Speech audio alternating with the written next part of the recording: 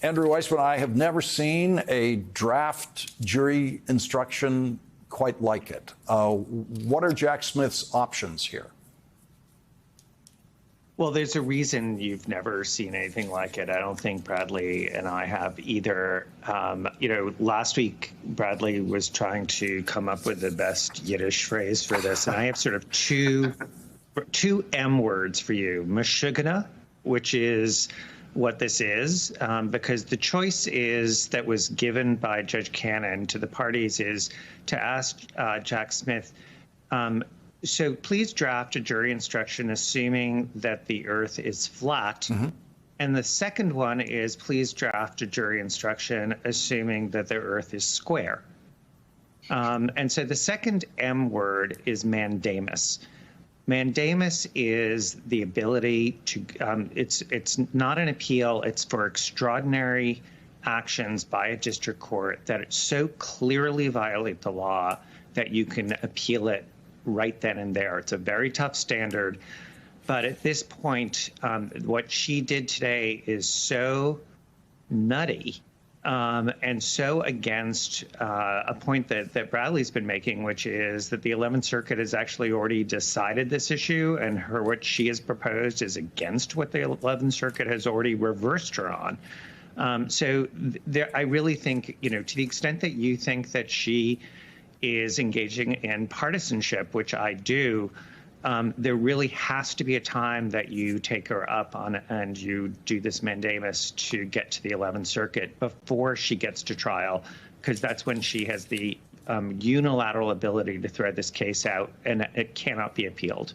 So I was just checking the calendar on my phone to make sure. Yeah, it's March 18th. It's the day after St. Patrick's Day. I should have known that, I guess. And Bradley, the deadline is April 2nd, issued by the judge for Jack Smith and defense counsel to respond to possible jury instructions. What happens next? What happens between now and April 2nd?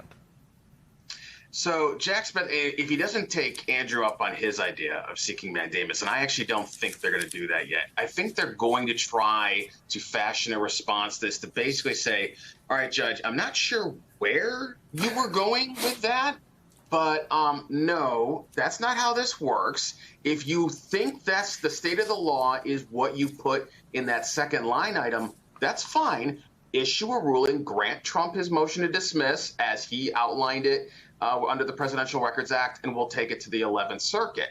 But that's an issue of law for the judge. That's not an issue for the jury. There's nothing for the jury to do with that instruction. If that was what they went to trial with, if I was Trump's lawyers, I'd sit there, take a nap through trial, play Candy Crush, and then the moment the government rested, say, I move for a directed verdict for acquittal, because you can't lose. Mm-hmm. The jury instruction automatically grants you a win. So, yeah, they've got to push back. I think they've got to do that before they try mandamus. So everyone is interested in schedules here. Obviously, delay is at hand with what happens next, Bradley, one way or the other.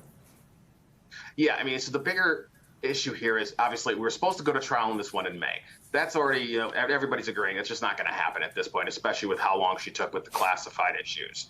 Now we're talking about, okay, July, August. So one, why are we even discussing jury instructions in March? Now we're close to that yet. But two, if we have to deal with the idea of going up to the 11th Circuit, how long does that take? Even on an expedited basis, that could easily be weeks, if not a month or so, to resolve that. That could push everything into the fall. That's where this becomes a problem with these really weird orders of, what are you talking about? That's not how this works. If nothing else, it simply is going to muck up the process and delay things. Yeah, and if you have to go to the 11th Circuit now over jury instructions, I'm sure there'll be many other trips to the 11th Circuit that this judge could create.